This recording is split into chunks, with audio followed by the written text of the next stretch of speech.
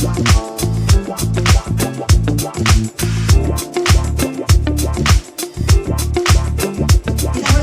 dan berterima kasih buat penyertaan Tuhan yang sangat sempurna menyertai seluruh perjalanan kehidupan kita. Tanpa kita sadari, sekali lagi kita sudah ada pada bulan Berber. Sing lama lagi kita akan mengakhiri tahun ini. Dan kita percaya bahwa janji Tuhan itu ya dan amin. Terbukti kita masih ada sampai saat ini.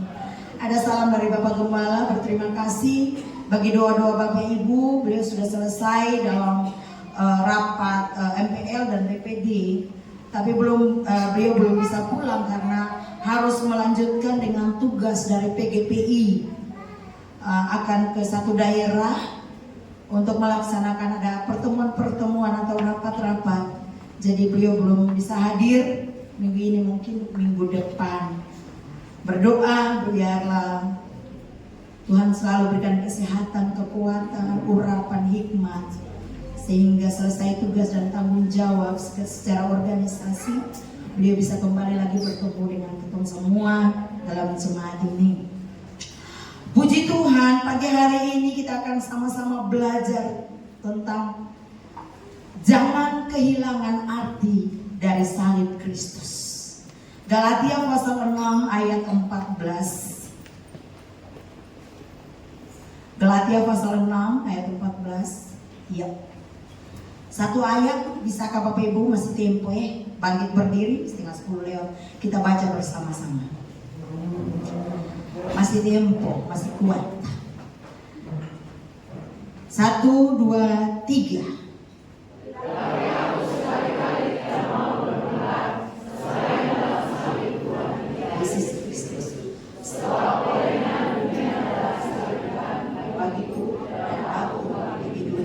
Terima kasih Bapak Ibu, silakan duduk kembali. Puji Tuhan, dari ayat pembacaan ini kita akan sama-sama belajar tentang jangan kehilangan arti salib Kristus. Mungkin selama ini kita lihat lambang salib, terus setiap bulan dalam bulan berjalan, minggu pertama kita adakan perjamuan kudus memperingati kematian Kristus. Dan kadangkala kita merasa itu sesuatu yang biasa saja. Kita merasa bahwa itu rutinitas. Tidak ada sesuatu yang sangat bermakna dan berarti di dalam kehidupan kita. Karena kita merasa bahwa itu biasa saja. Tetapi tahukah kita bahwa jangan sampai kita kehilangan arti dari salib Kristus. Jangan kita memandang salib Kristus hanya 2 potong kayu. Ada satu pujian yang lama, potong kayu kasar, tanda dosa besar. Jangan kita memandang salib Kristus hanya sebatas itu saja. Jangan kita memandang bahwa salib Kristus itu tidak mulus, tidak ada ukiran-ukiran yang bagus yang bisa menarik penglihatan kita untuk mengagumi 2 potong kayu. Tapi tahukah kita bahwa di atas 2 potong kayu itu, salib itu, ada seorang pribadi yang berkorban hanya karena dia mengasihi saya dan Bapak Ibu. Kadang-kadang kita merasa itu biasa. Tetapi sekali lagi beta mau bilang bahwa jangan kita kehilangan arti salib Kristus. Di awal bulan September, marilah kita merenungkan betapa besar kasih dan setia Tuhan di dalam hidup kita. Di hadapan kita ada perjamuan kudus. Ini adalah sebuah pengorbanan Tuhan Yesus bagi setiap orang percaya. Setelah kita menerima kasih karunia, ada hal-hal penting yang harus kita perhatikan dalam kehidupan kita. Jangan kehilangan arti dari salib Kristus. Hal yang Tuhan Yesus kerjakan di atas kayu salib adalah Dia menggantikan posisi kita. Itu dulu. Kita harus menyadari bahwa Tuhan Yesus telah mengerjakan atau Tuhan Yesus telah mati di kayu salib adalah menggantikan posisi kita. Kitalah yang seharusnya mati. Kita yang seharusnya dihukum karena dosa dan pelanggaran kita. Tetapi Yesus mengambil posisi kita untuk menebus saya dan Bapak Ibu. Jadi mari sekali lagi jangan kita melihat salib itu sebagai sebuah lambang saja. Tetapi mari kita bisa melihat bahwa ada sebuah arti daripada salib itu. Ada seseorang yang begitu mengasihi kita, namanya Yesus, yang begitu rela mati karena dia mengasihi saya dan Bapak Ibu. Hanya satu tujuan, dia tidak mau kita binasa. Itu saja. Dia tidak mau kita binasa. Bagi Rasul Paulus, pemberitaan mengenai karya salib Kristus adalah kekuatan Allah yang membawa kepada keselamatan. Pertama Korintus 1 ayat yang ke-18. Coba kita lihat ayat ini. Pertama Korintus 1 ayat 18. Sebab pemberitaan tentang salib memang adalah kebodohan bagi mereka yang akan binasa. Tetapi bagi kita yang diselamatkan, pemberitaan itu adalah kekuatan Allah. Ada dua hal dari ayat ini. Kalimat yang pertama dikatakan sebab pemberitaan tentang salib memang adalah kebodohan bagi mereka yang akan binasa. Bagi mereka yang tidak percaya kepada pengorbanan Kristus, mereka melihat salib itu adalah sebuah kebodohan. Mereka melihat salib, mengapa? Ada banyak pertanyaan. Mengapa dia Allah? Dia Tuhan, dia 100% Allah dan 100% manusia. Mengapa dia harus mati di tiang kayu salib? Ada cara mati yang lebih terhormat daripada digantung di tiang kayu salib. Tapi itu yang Yesus ambil karena saya dan Bapak Ibu. Kita lihat di sini, itulah kebodohan bagi mereka yang tidak percaya kepada pengorbanan atau kepada pemberitaan tentang salib itu. Tetapi bagi kita, bagi saya dan Bapak Ibu yang diselamatkan, pemberitaan itu adalah kekuatan Allah. Bagi kita yang diselamatkan, yang sudah menerima, mengakui bahwa Tuhan adalah satu-satunya juru selamat dalam kehidupan kita, firman Tuhan berkata bahwa pemberitaan tentang salib itu adalah kekuatan Allah dalam kehidupan kita. Karena dari salib itu akan mengalir, ada banyak berkat-berkat Tuhan yang akan kita nikmati dalam perjalanan hidup kita. Satu ayat lagi, pertama Korintus 2 ayat yang kedua. Sebab aku telah memutuskan untuk tidak mengetahui apa-apa di antara kamu selain Yesus Kristus, yaitu Dia yang disalibkan. Di sini kita bisa melihat bahwa Rasul Paulus berkata kepada jemaat di Korintus bahwa sebab aku telah memutuskan, dia telah memutuskan untuk tidak mengetahui apa-apa. Dia peduli dengan apa yang mereka katakan tentang Paulus. Kita tahu bahwa latar belakang Paulus seperti apa. Sebelum namanya berganti menjadi Paulus, dia adalah Saulus, penganiaya jemaat, orang-orang yang percaya kepada Tuhan. Tetapi dia katakan bahwa aku telah memutuskan untuk tidak mengetahui apa-apa di antara kamu selain Yesus Kristus, yaitu Dia yang disalibkan. Rasul Paulus mau tahu dengan keadaan. Dia mau bilang dia pengkhianat, dia mau bilang dia apapun. Tetapi di satu hal dia tahu bahwa selain Yesus tidak ada yang lain. Selain salib Kristus tidak ada yang lain. Di atas salib Kristus Segala perkara besar dilakukan Yesus bagi umat manusia.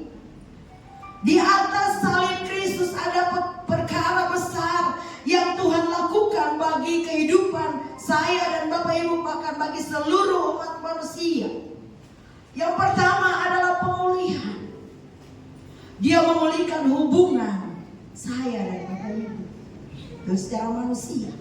Tapi jauh daripada itu, Dia memulihkan hubungan kita dengan Bapa di surga. Ada sebuah pemulihan terjadi dalam kehidupan. Bukan juga pemulihan, tapi ada pengampunan. Di atas salib Kristus ada pengampunan yang luar biasa. Siapakah kita ini? Kita adalah orang-orang yang tidak ada arti apa-apa tanpa Kristus mati bagi saya dan Bapak Ibu.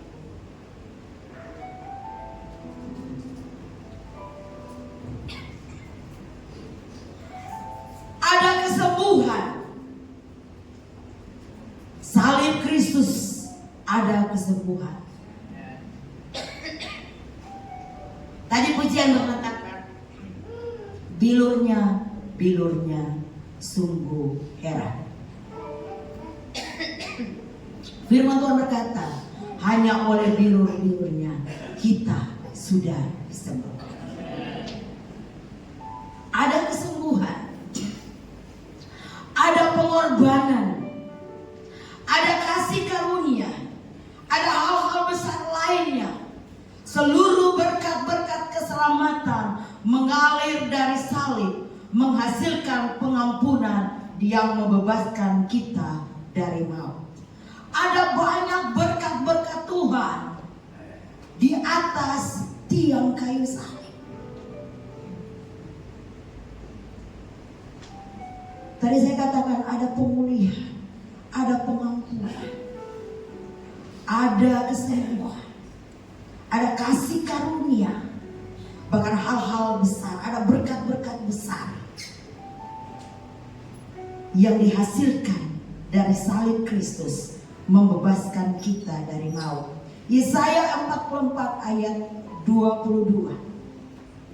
Aku telah menghapus segala dosa pemberontakanmu seperti kabut diterbangkan angin, dan segala dosamu seperti awan yang tertiup. Kembalilah kepadaku, sebab aku telah menebus engkau. Luar biasa ayat ini. Ketika kita baca ini, teman Tuhan, terima kasih, aku telah menghapus segala dosa pemberontakanmu seperti kabut diterbangkan angin. Melihat kabut, kalau musim hujan ini di atas banyak kabut, diterbangkan oleh angin.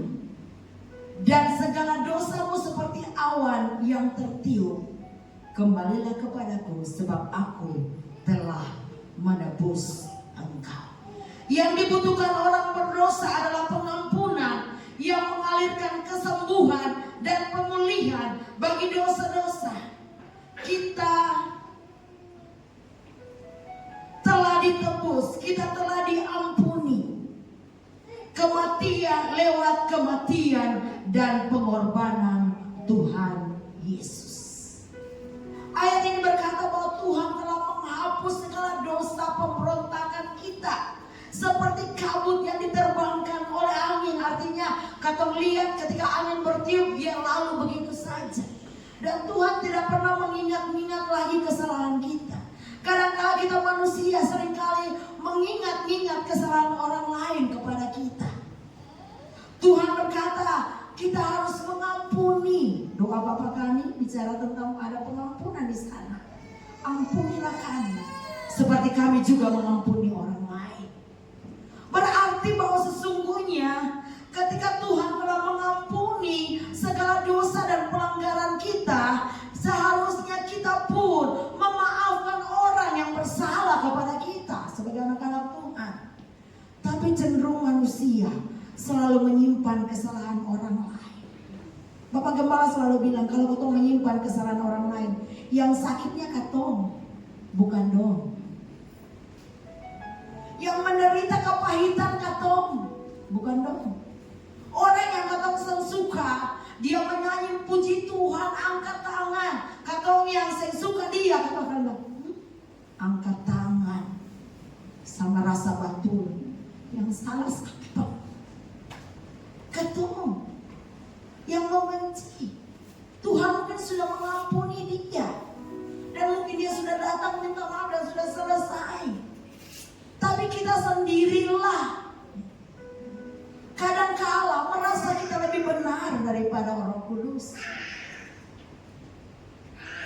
lebih benar daripada kata firman Tuhan.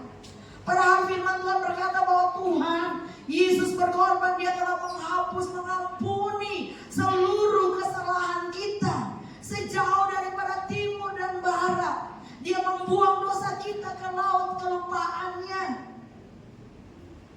Kalau kita mengakui dia sebagai Tuhan dan Juru Selamat, kita harus belajar untuk bisa mengampuni, melupakan apapun yang terjadi dalam kehidupan kita.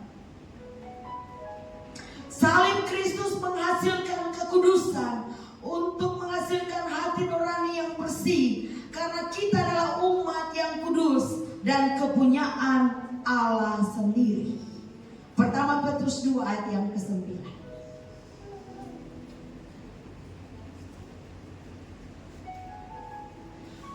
Tetapi kamulah bangsa yang terpilih, imamat yang rajani, bangsa yang kudus, umat kepunyaan Allah sendiri, supaya kamu memberitakan perbuatan-perbuatan yang besar dari Dia yang telah memanggil kamu keluar dari kegelapan kepada terangnya yang ajaib.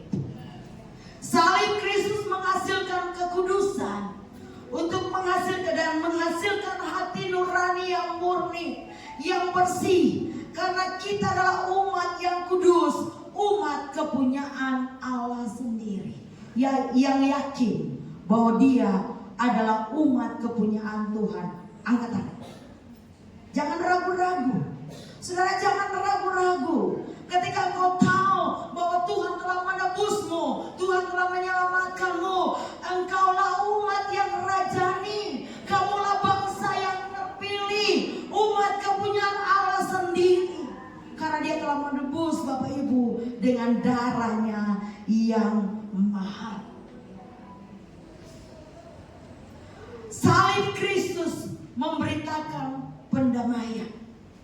Kita memperoleh damai sejahtera yang sejati karena salib Kristus membawa pendamaian antara manusia yang berdosa dengan Allah. Tadi saya sudah singgung sedikit. Salib Kristus memberikan pendamaian. Ada damai sejahtera yang Tuhan kerjakan dalam kehidupan kita. Selain mendamaikan kita dengan Bapa di surga, mendamaikan kita satu dengan yang lain, bahkan damai sejahtera itu ada di dalam setiap kehidupan kita. Ketika kita berjalan di dalam lembah kekelaman sekalipun, di sana Tuhan ada dan Dia tidak pernah meninggalkan kita. Ketika kita ada di dalam situasi yang sesulit apapun, Dia ada di sana dan memberikan kita damai sejahtera untuk melangkah hari ini, hari esok, dan hari-hari selanjutnya. Di atas salib Yesus menyerukan kalimat, sudah selesai. Ada sebuah kemenangan yang luar biasa. Seluruh berkat salib sudah digenapi bagi kehidupan saya dan Bapak Ibu. Sudah selesai. Artinya bahwa Yesus telah mengerjakannya selesai, tuntas dalam kehidupan kita. Tapi pertanyaannya, mengapa sampai saat ini kita masih meragukan kuasa Tuhan? Mengapa kita bilang meragukan? Kita masih khawatir. Kita masih melihat apakah benar-benar Tuhan Yesus itu ada. Mengapa? Karena apalagi berita-berita yang sekarang terlalu marak di media, bahwa akan ada gempa yang berkekuatan 8, sekian. Banyak akan terjadi di kota-kota di Indonesia. Kemarin beta lihat, ada yang bilang beberapa kota yang tidak terkena, termasuk Maluku. Bilang apa iya? Ada juga banyak berita-berita tentang penyakit. Tapi beta mau bilang begini bahwa Tuhan Yesus telah mengerjakan selesai. Firman Tuhan berkata sekali lagi, hanya oleh bilur-bilur kita sudah disembuhkan. Ada penjagaan yang sempurna menjagai kehidupan kita masing-masing. Di atas kayu salib ada pertukaran yang besar dan ajaib. Cawan kematian diganti dengan cawan kehidupan. Ya. Sekali lagi, di atas kayu salib ada pertukaran yang besar dan ajaib. Cawan kematian yang digantikan cawan kehidupan. Kristus mengosongkan cawan yang pahit, yang asam, agar dia dapat menggantikan dengan cawan perjamuan kudus yang menghasilkan. Ada sebuah pertukaran yang luar biasa terjadi. Tadi saya bilang sebenarnya kita yang harus mati, tapi cawan kematian digantikan oleh cawan kehidupan. Kristus mengosongkan cawan yang pahit, yang asam, yang dia minum,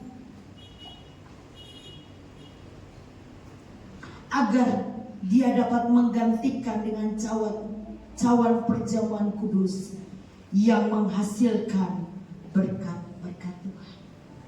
Oleh sebab itu Bapak Ibu, ketika kita mengambil roti dan anggur, jangan kita melihat hanya sebatas roti dan anggur, tapi mari kita melihat dengan mata iman kita bahwa yang dipegang adalah tubuh dan darah Kristus. Cawan kematian itu berisi seluruh dosa, kutuk dari seluruh umat manusia. Sebagai orang yang percaya, jangan pernah kehilangan arti yang utama dalam iman kita kepada Kristus yang telah mati di kayu salib untuk menebus dosa kita dan menyelamatkan kita dari hukum dosa dan kematian. Salib merupakan sebuah pemberitaan kesengsaraan, tetapi salib juga memberitakan berita kemenangan. Biarlah kebenaran firman Tuhan ini yang singkat bisa menjadi sebuah pegangan